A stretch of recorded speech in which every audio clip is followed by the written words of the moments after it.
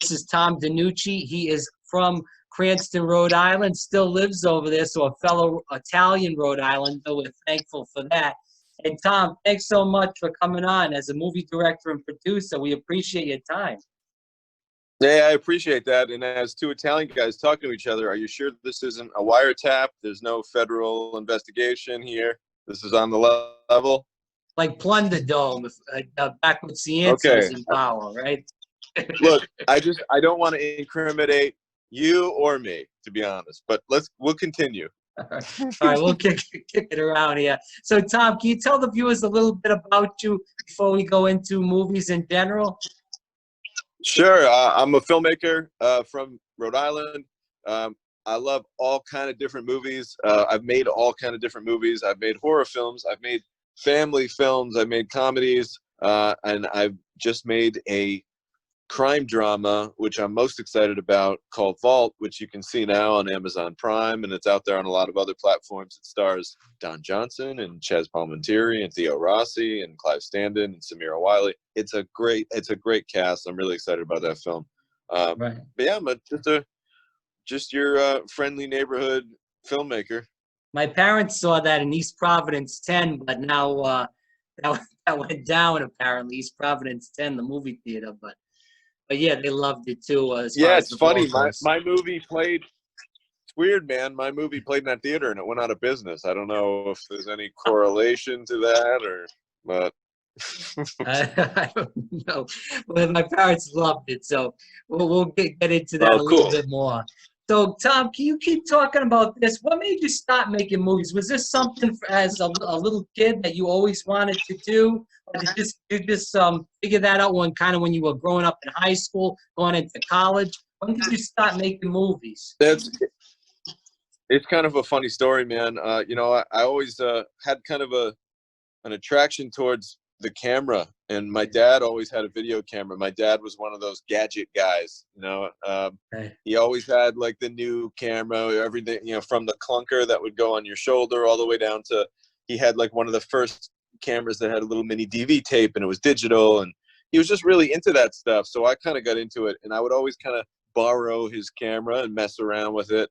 And then in high school, I had a totally different direction, totally different career path. I was going to maybe be a lawyer, which is still kind of like being a storyteller, if you think about it. So I was going to go in a different direction, but then I found out there was this film class that was being offered, and a girl that I had a crush on was also taking the class. So of course, when it came time to fill out the, your classes that you're picking out, I was like, yes, I am also a aspiring film student. I will take this class as well. And then, of course, wasn't even in her class. I was in a different classroom than she was, but it's probably good because I was able to focus. And this little, high school course that opened me up to this whole new world of, oh my God, you can actually, there's a whole career path that entails messing around with the camera and telling a story like I've been doing just on my spare time. So it was an eye-opening thing, and I went to film school at New England Tech. And just kind of hit the ground running. Right after film school, I was an intern for a film company and just kind of kept rolling from there and started developing my own scripts very early. And then started working with a producer by the name of Chad Verdi. Kind of came up from literally an intern who would sweep floors to writing all along and finally getting my chance to pass my screenplay in front of Chad and his team and kind of show it to them. And it kind of took off and got a lot of heat. And my first film was a movie called Self-Storage, which we made here about 7 or 8 years ago. And that was kind of it. Once I made that first one, I tell a lot of filmmakers this a lot, making your first movie is so important because a lot of times it's like, that's the traction that you need. That's the, we'll call it like in any other business, they would call it a proof of concept. This is your proof of concept. They're like, okay, you made one. That proves that you can do it. And you just keep trying to, refine your skills from there. So got my first chance to direct at a pretty young age, a little while back and just been learning ever since. And I learn something every time I'm on set and I love it, man. That's why you look at my background, it's kind of eclectic. It goes all over the place in terms of genre, in terms of types of films. That's because I love making movies and kind of, any opportunity I get to get behind the camera, I will.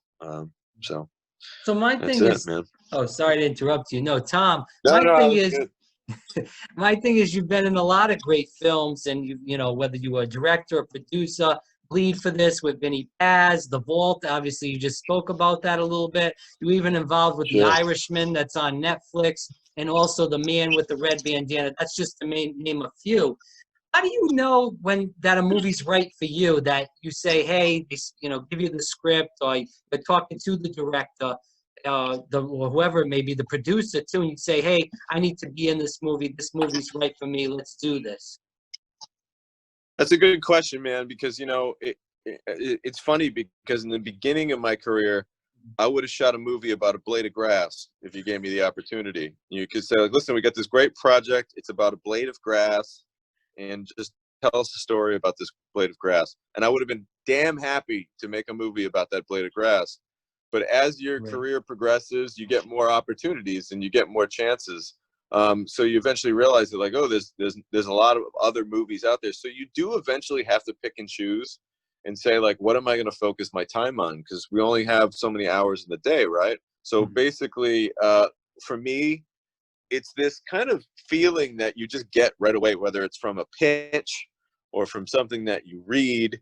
But, you know, part of, I guess, being a filmmaker is having that instinct where the second you hear an idea or a concept, or sometimes it could just be like, you read an article in the paper and you're like, oh, wow, I got to write a movie about this, or this should be a movie. Or so I wish I could explain it better, but there's really just this like sixth sense. It's a feeling inside that you're like, this checks all the boxes. This has what you know, everybody has a different taste in films. And for you, you'll know it when you feel it. But at the same time, too, you know, especially for young filmmakers coming up, you can't let those feelings get in the way of making good business decisions, too, because at the end of the day, it's also a career, and we're also trying to, you know, put food on the table and pay our bills and stuff. So there's that fine line between, okay, what do I love? What do I need to do creatively? And what do I need to do to pay my car bill, you know? This is Tom DeNucci here on Fire Breathing Rob. Tom, my thing is, and you look at movies from the past, and I was actually just talking, I'll you know, give you a little information. I was just talking to somebody about Universal Orlando and how they changed a lot of attractions from all these classic movies like Jaws, Confrontation with King Kong, Earthquake, which is a movie in the 70s, Back to the Future. And you think of all the 80s and the 70s, you think of these real classic movies. Some of them I named off, The Godfather, there's many more. But now it seems like there's not really a lot of real great movies that are being put out by Hollywood in general. And if they do one great movie, they try to capitalize it. We see it with the Fast and Furious. They do 2, 3, 4, 5, 6. They're on like 7 or 8 now.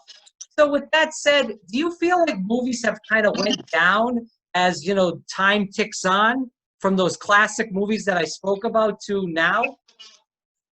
Well, I think you definitely named some real classics. But what I think it comes down to is, I don't think movies have changed as much as I think people have changed. And I think how people take in their entertainment has changed.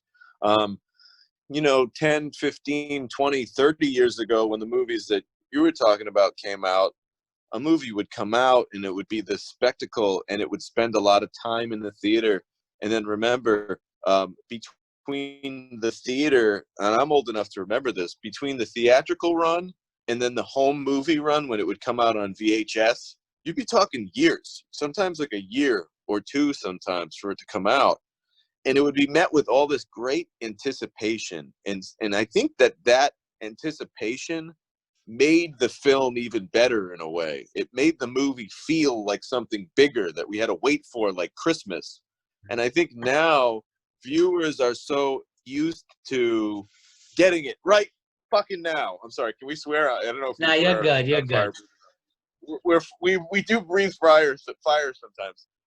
We want it right now. I want to see the whole series. Yeah. If it came out on a Friday, guess what? I'm going to sit home and I'm going to watch all 8 episodes. We binge watch, right? Yeah. I do it. You do it, I'm sure. We can't help ourselves. But there was something nice, and not to go in a weird roundabout, make a crazy point, but this Michael Jordan documentary, I don't know if you saw it, just came out. loved it, thought it was great. You know what I think part of the appeal was? We had to wait for it. Every week we had to wait to catch the next 2 episodes, and waiting that time made it more savory. It made it something that we were looking forward to.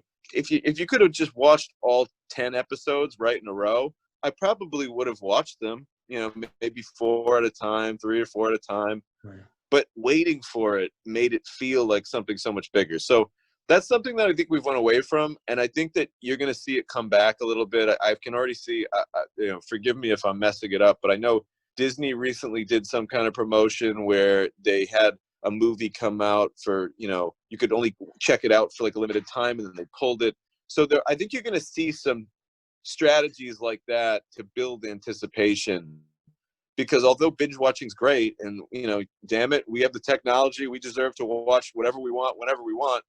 That's great, but I miss anticipation, and I think anticipation fuels the big movie feel that we've lost. Well, Tom, my thing is, and I talked to quite a few people, and I know you were involved in this movie with The Irishman. People were saying, you know, there was a lot of hype. People wanted to see it. And then I talked to a lot of people when it came out. They said, oh, it's too long. And a lot of people said that's why it's not in theaters, because it's too long. What would you say to people that say that? Because I think that's a classic. You look at all the classic actors in that movie. Pacino, Pesci, and also I said Al Pacino already, but Robert De Niro too. You know, these are guys that have been in all the classic movies. So what would you say to some people like that? We talk about attention spans. You just spoke about that too in your last answer. Well, I would say they're wrong on the fact that that is not the reason why that wasn't in theaters. Had nothing to do with the length of the film. You know, and I can't really say much more about it than that. But you know, frankly, it had zero to do with the length. The truth is, Netflix becoming a platform that puts out first run major motion pictures, that's the future, man. I mean, that's where everything's going. The numbers don't lie, and especially, you know, how about now in this coronavirus era that we live in, you can't even go to the movies. So it's one of those things where, like, well, I'm kind of glad that movies like Irishman were kind of blazing the trail for us to get used to these big movies coming out on Netflix and on the home platforms, because going to the theater is dead right now unless you want to go to a drive-in and sit in your car the whole time. So it's one of those things where I think that had to do with just the platforms changing, and, you know, again, back to people wanting it now. But I do miss the big movie feel, and I think that, listen, Martin Scorsese is, without a shadow of a doubt, one of the greatest filmmakers of all time. Nobody can ever take that away from him. And if at this point in his career, if he wants to go and make a 4-hour movie, then I say more power to him. He's earned that right to tell any story that he wants to tell. And frankly, I found the movie very compelling. And, you know, to me, it didn't feel like the length that it was. And I think that just has to do with these people that are just on their phone scrolling through Instagram all day long. Well, yeah, how could you ever expect that person to focus on a narrative for more than 30 seconds, let alone 3 hours? So, you know, not to take any shots at anybody who likes to scroll through Instagram, but I think that the attention spans that we're building are becoming pretty flimsy. Yeah. And a lot of that has to do with our content. Every video is 30 seconds. If your friend shows you their phone and says, hey man, watch this video, if you look down, we all do it, you look down at the screen and you're like, if it's anything more than a minute, you're like, oh, I gotta watch this whole minute now. So we've become conditioned to like everything in like 30-second intervals. So it's tough, you know? Yeah, no, I hear you. So I want to go deep into a couple more questions. You know, working with all these great actors that you've worked with, who were your favorite actors and producers that you have worked with, you know, past or present, whatever it may be? Well, of course, I mean, working with Chad Verdi is a special thing because we have this relationship where we've just grown together through this business. You know, I was working with Chad on his the first film that Chad produced. I got a chance to work on as an intern, and I even acted in the movie you know, had a small part in it. So we've really kind of gotten to experience this whole film thing together, and it's been really fun along the way. And the things that he's done, it's just amazing. You know, when I think back to, you know, he's making movies with Martin Scorsese now, and this all started off of him, you know, making a few small horror movies and then building that into Bleed for This, and then from there it grew and it grew and it grew, and then, you know, there he is on the set of The Irishman, sitting right next to Martin Scorsese behind the monitor. So very inspiring guy to work with.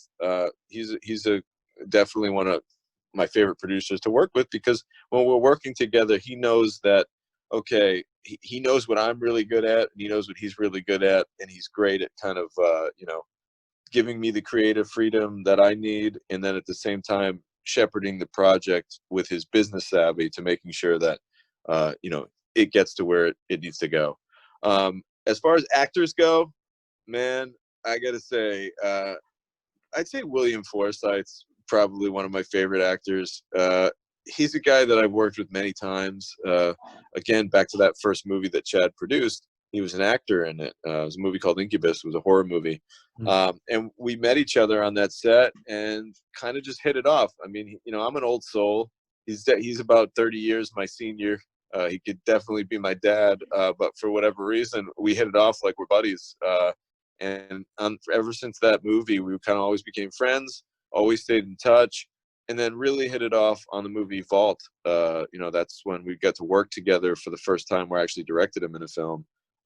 And he challenges me, man. I mean, when he's on set, it's one of those things where I love working with actors that take it very, very effing seriously. Yeah. Because it kind of challenges me to, like, you better not make a mistake. You know, it's a lot like boxing. It's like when you're fighting an opponent who's better than you, if you make one false move, you're going to get knocked out. One little, oh, I made that one little mistake. There it was. So if I know Williams in a scene that day, you can bet your ass I'm going to know Williams' lines. I'm going to know his lines. I'm going to know the camera directions. I'm going to know everything that's going on in that scene, because I would not want to be called onto the carpet by a guy like that, because, you know, nobody knows their stuff more than a guy like William. He's been on 100 movies, you know. Right. So, Tom, I want to go into this. This is, you know, you're still living in Rhode Island right now. We see a lot of producers and directors. They're moving to Los Angeles. They're making a lot of movies in Georgia, so they may live there. Or they're moving to New York. These are those big hubs for TV and film right now. With that said, why do you stay in Rhode Island, where it's, you know, that's not really the film capital of the world? Well, you know, there's a couple of, that's a twofold answer I'll give you. So the reason why I stay in Rhode Island is because we can do amazing things in Rhode Island with the relationships that we have. You're from Rhode Island. You know what it's like. For example, I'm on this show because your dad knows my dad. That's how the connection was made. Or that's how the idea was planted in your mind, because our fathers know each other. That's a Rhode Island thing right there, brother. You know what I mean? That doesn't happen in big states, you know, just because there's a lot of people. There's so many friggin' people. So in Rhode Island, we have this tight-knit community where, and I'm just making an example. Let's say I need a farm to shoot in. I could go on Facebook right now and I could be like, hey guys, I'm looking for a farm. And, you know, people in Rhode Island, they have this like, oh, let's kind of help each other out kind of a mentality, because it's this, again, small, tight-knit community. And I could get that location that I needed, or somebody I know probably has a cousin that has a farm that I could shoot at. Somebody knows somebody, has a guy who has a guy. So that really helps us in films. And if I was making movies in New York or in LA, I wouldn't have any of those relationships. And what that means is, and it's beyond just a location, it's like I can stretch the dollar. There are things that I can do here and favors that I can get that I couldn't get in other states. Also, we offer, and this is like total boring stuff, I don't want to get in the weeds too deep with this, but Rhode Island offers a great tax credit. It gives you an incentive to film here. So if you're a company coming in and you're spending dollars on the ground, the money that the movie company spends here trickles down into the restaurants, into the coffee shops, into the hotels, into the rent-a-cars. You know, we purchase goods, services. It all trickles back into the state. So movie companies are offered a tax rebate to come and shoot here. So that helps us out. And the truth is, man, like, you know, I don't get out there as much as I'd like to, especially now in the, you know, Corona era. But I've done a lot of work in LA. and I've shot movies in Alabama. I've worked on movies in Oklahoma. So I've gotten to travel a little bit. And the truth is, man, you can't beat Rhode Island. There's nothing like it. But I do love spending time in LA. I work with a producer by the name of Richard Switzer out there in LA a lot. And that is by far my home away from home.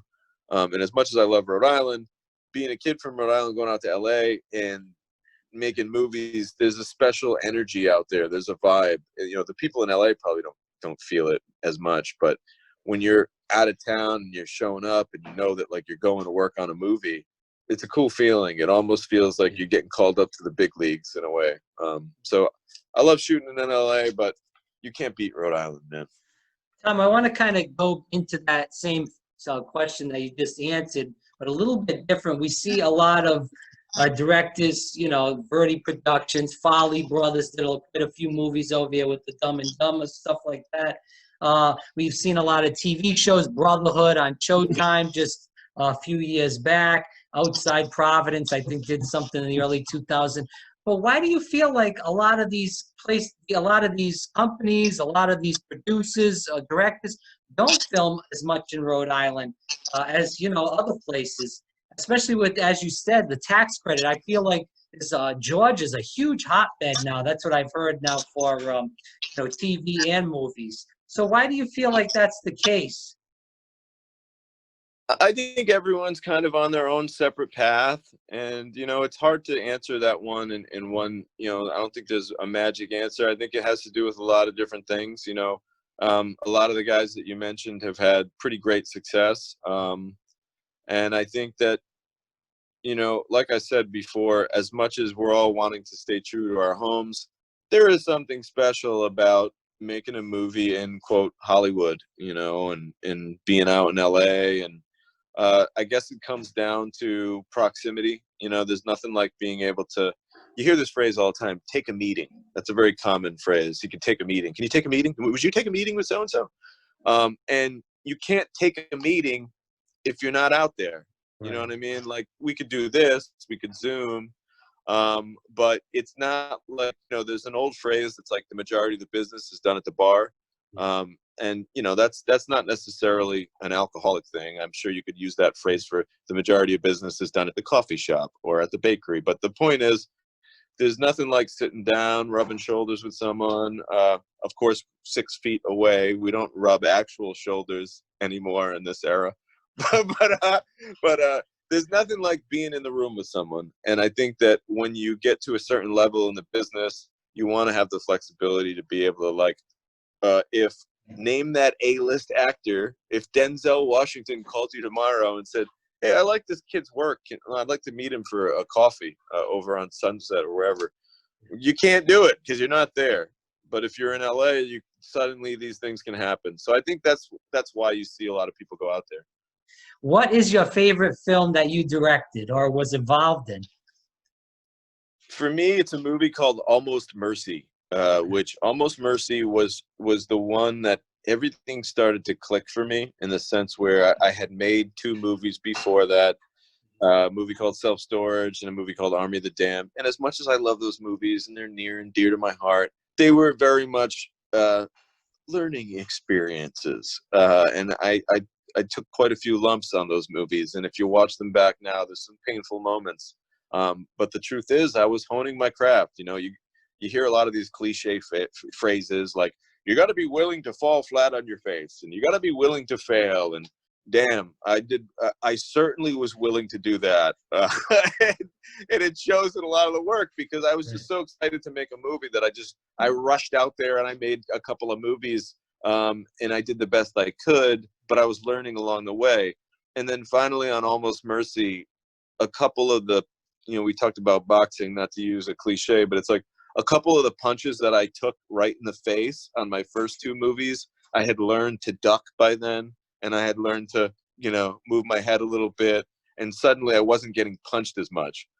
So basically I had just learned how to make a movie better. You know, I had a better schedule. I had a better crew that I was working with. So that's the movie where it all kind of came together. And that's a great film. It's very timely. If you were to check it out now, you can get it on Amazon. and it's one of those films that it's a cautionary tale, man. I mean, it's about a would-be school shooter. It's about a school shooting that almost takes place but doesn't, but could have. And because of that, as a result of that, there are some other pretty horrific acts that take place. I don't want to give away too much, but it stars Bill Moseley. It stars Kane Hodder. If you don't know who Kane Hodder is as a household name, he was the guy behind the Jason mask for several of the more iconic Friday the 13th films. So that movie I love a lot. If you're a wrestling fan, it's got Tommy Dreamer in it. And it was written, co-wrote it with B. Dolan, who is just a literary monster. I love working with this guy. He's very talented, very creative, and he stepped my game up big time too. That was the first time I worked with B. Dolan. So a little help with a stronger script from B. Dolan, along with I learned a lot on my first couple movies. You put that in the blender, we ended up with a pretty good movie that I'm still proud of to this day. And we shot that movie with $135,000 all in, which if you were to find that money in a gym bag in a park, you'd be like, holy shit, I'm rich. But if you were to go out and make a movie with it, you'd be like, wow, that goes quick when you think of insurance and things like that, and paying actors and everything else. So Almost Mercy, if you haven't seen it, check it out. It's a movie I'm very proud of. And I guess honorable mention would go to Vault, because I mean, again, Vault's the biggest thing I've ever done and probably the best movie I've ever made. But Almost Mercy is just something special to me because it was something I did when I was much younger and we didn't have a lot of money. And, you know, you always remember the ones that you struggled a little bit with to make special, you know? Tom, with the last two questions, what is up next for you? Now, through research in the interview, I saw Tough Love, and you're going to be talking about Lennox Lewis. Is that the next movie you're putting out right now, or what is up next? Yeah, I have a couple movies in development. One is a kids comedy that I'm really excited about, and I have another documentary that I'm currently writing that we're going to be making. But you said it with Tough Love, man. Tough Love is a movie that I produced alongside Chad Verdi and a guy by the name of Rick Lazzies.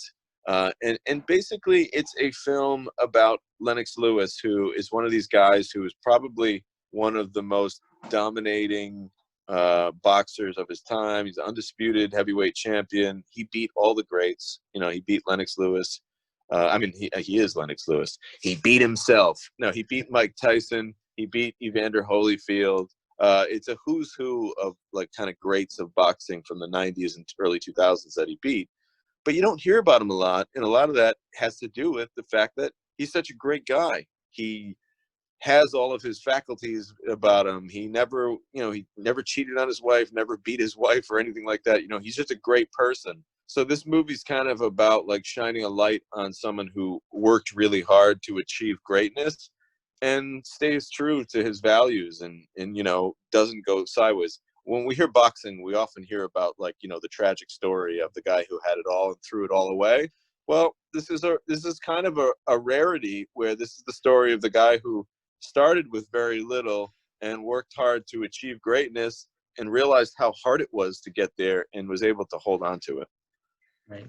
And lastly, and this is Tom DeNucci here on Fire Breathing Rob, where can viewers find more about you and learn more about your movies? Because you do have quite a few out there.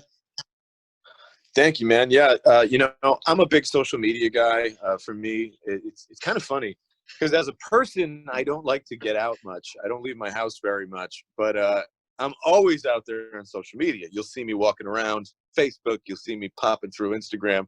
So people that want to see me can see me on Instagram. The handle is at Tom DeNucci. That's DENUCCI.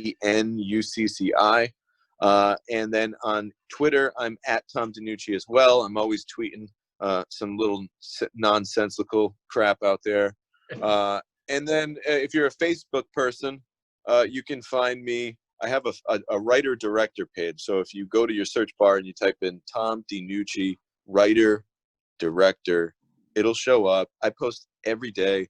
I'm always posting either a photo from one of my movies or some kind of little clip that I shot, or we like to keep it real, give you something to check out every day. And like you said, I keep everybody up to speed on if you're an actor in the area and you're looking to get in on an audition or something like that, or release dates and things like that. So I'm on all the social medias. Look for Tom DeNucci and watch the movie Vault, which is available now on Amazon Prime.